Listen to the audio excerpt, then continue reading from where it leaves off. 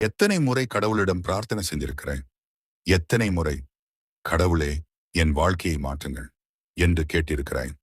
ஆனால் சில நேரங்கள்ல ஒரு கேள்வி மனதில் வரும். நான் இவ்வளவு பிரார்த்தனை செய்கிறேன், ஆனால் ஏன் என் வாழ்க்கை இன்னும் மாறவில்லை? உனக்கும் இந்த கேள்வி இருந்தால் இந்த கதையை கடைசி வரை கேள். ஒரு நாள் ஒரு பக்தன் கணபதியின் கோவிலுக்கு வந்தான். அவன் தினமும் கோவிலுக்கு வருவான், தினமும் பிரார்த்தனை செய்வான். ஆனால் அவன் வாழ்க்கையில் எந்த மாற்றமும் இல்லை. அவன் கணபதியின் முன் நின்று கேட்டான், விநாயகா, நான் தினமும் உன்னை வணங்குகிறேன், தினமும் உன்னிடம் வேண்டுகிறேன். ஆனால் என் பிரார்த்தனை ஏன் இன்னும் பலிக்கவில்லை? அப்பொழுது கணபதியின் குரல் அவன் மனதில் ஒலித்தது. மகனே, ஒரு விதையை நட்டவுடன் அடுத்த நாளே பழம் கிடைக்குமா? பக்தன் சொன்னான், இல்லை விநாயகா. ஏன் கிடைக்காது? அதற்கு காலம் வேண்டும். கணபதி சிரித்தார். அதே போல உன் பிரார்த்தனைக்கும் காலம் தேவை.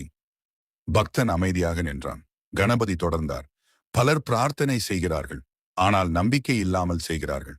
விதையை நட்டு வைத்து தினமும் அதை தோண்டி பார்த்தால் அது வளருமா? வளராது. ஏன்? அதன் வேர் அருந்துவிடும்.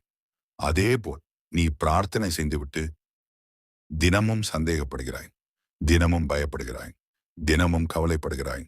அப்போது உன் நம்பிக்கையின் வேர் பலவீனமாகிறது. மகனே, பிரார்த்தனை என்பது வெறும் வார்த்தை அல்ல, அது நம்பிக்கை, அது பொறுமை, அது செயல். கணபதி சொன்னார், நீ கேட்டதை நான் கேட்கிறேன், ஆனால் நீ தயாராகும் வரை சில விஷயங்கள் காத்திருக்க வேண்டும். ஒரு மாணவன் முதல் வகுப்பில் இருந்தபடியே கல்லூரி பட்டம் பெற முடியாது. முதலிலே அவன் வளர வேண்டும், கற்றுக்கொள்ள வேண்டும், தயாராக வேண்டும். அதன் பிறகுதான் பெரிய வெற்றி கிடைக்கும். அதே போல நீ கேட்கும் ஆசீர்வாதத்துக்காக உன்னை வாழ்க்கை தயார்படுத்தி கொண்டிருக்கலாம். இன்னி கிடைக்காதது நாளை பெரிய நன்மையா வரலாம்.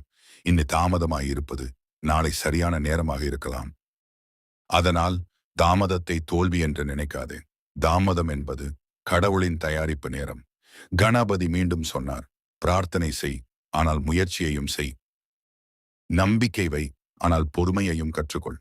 ஏனென்றால் கதவை திறக்க கடவுள் உதவலாம், ஆனால் அந்த கதவு வரை நடந்து செல்ல வேண்டியது நீதான்.